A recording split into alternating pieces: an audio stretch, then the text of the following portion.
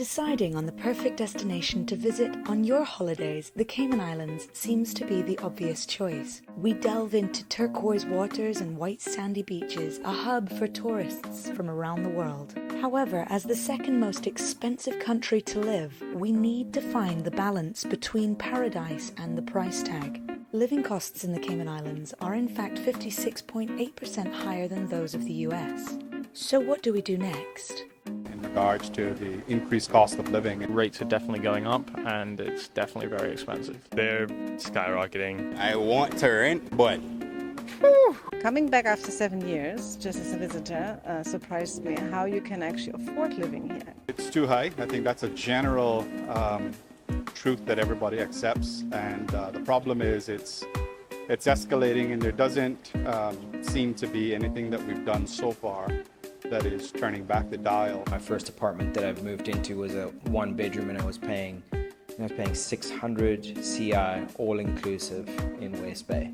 My last place that I was living in, it was 2,400 for a 2-bed before bills, and the bills were about $600. Before I used to pay minimum $90-something. Now I pay about $200-something for light and water. As a young Caymanian, born and raised, to know that when I get back from university, I won't be able to afford a house. I know this is an island normally for tourists. They still have Caymanian people living here. mortgage and how much it costs to like rent a place to live. The cost of rent. The living costs are really high. One of the hardest things, I think, and most young people will figure this out as well, is to try and get a mortgage here. Unfortunately for the locals, we are going to eventually be priced out of living in our own country. Yes, and the quality of those things are not improving either. Now, of course, we see interest rates from Fed rates from the U.S. markets affecting mortgages in the Cayman Islands. You have the locals that want high quality, affordable housing, but you have all this external demand. And that external demand is just going to eat up all the supply, push the prices up, and push the quality of the housing down if you can access it at all. And so what you have to do, in my opinion, is you have to rebalance that with a two-tiered policy system where you have a local housing policy and you have your normal external housing policy. The rents have skyrocketed because a lot of them have been purchased by bigger companies or hedge funds companies. And this is not just a Cayman issue, it's a worldwide issue. Basic expenses cannot be met by a lot of people who are earning less than $3,000 a month in Cayman. I would love to buy, but nothing's in my price range. If you don't have your down payment of about 20% of what the value of the property is for 500 square feet, it's 350 grand. And you need 20% on top of that, plus your 7% stamp duty, plus your legal fees, plus all of the closings. So you're looking at like 30%. While Cayman Islands may promote having a GDP per capita, which is high, it looks like everyone in the Cayman Islands is making $6,000 a month. That's what it looks like. But it's not the reality. You would think now that, okay, we have these high costs of livings, and here are the key driving factors, and they all have in common fuel. Power bill has definitely gone up. Fuel cost is so high.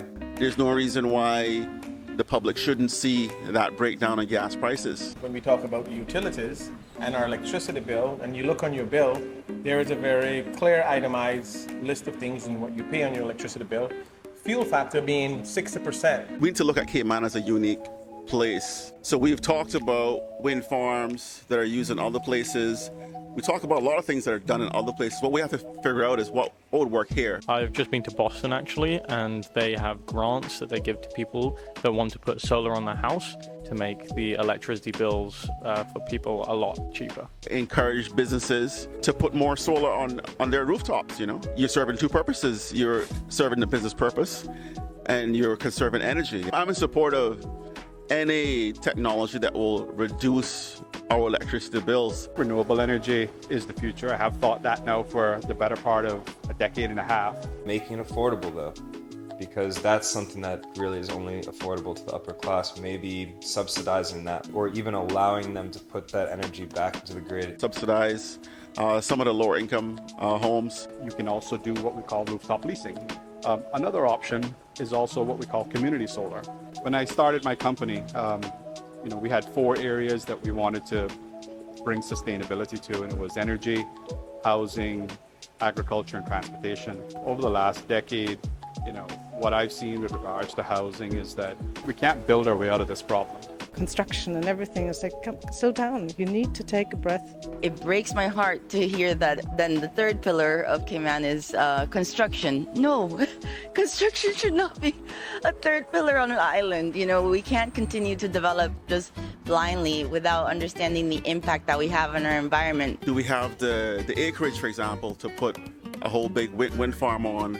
Do we have available ponds? Will solar panels work on the ocean, for example? We've seen that in some other places where solar panels are actually on the water. There's an external demand that a small island can't build enough supply to meet that demand. Invest in being able to be self-sufficient, because with the pandemic, it became very clear that if we don't look at developing a proper circular economy, we can't rely on tourism. Subsidize things like agriculture. It will be cheaper instead of having to import and export, and people know what goes into their food. I'll put it into perspective. I went out for a really easy little lunch. It was like 3 appetizers, 2 main courses, and a dessert, and it was $165. Makes me scared to go to the grocery store these days. It's not the fun trip that it used to be. My diet hasn't really changed, so I'm still buying basic fruits, vegetables, and a source of protein. This last year, the whole eggs went up in price. Implement some policies,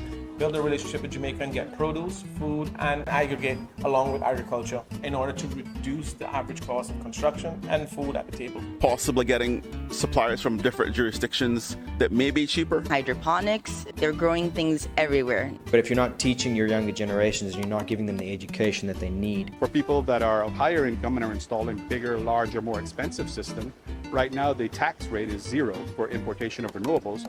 You could make that tax rate 5%. We don't need public consultation to reduce the cost of living. You got my approval, let's go.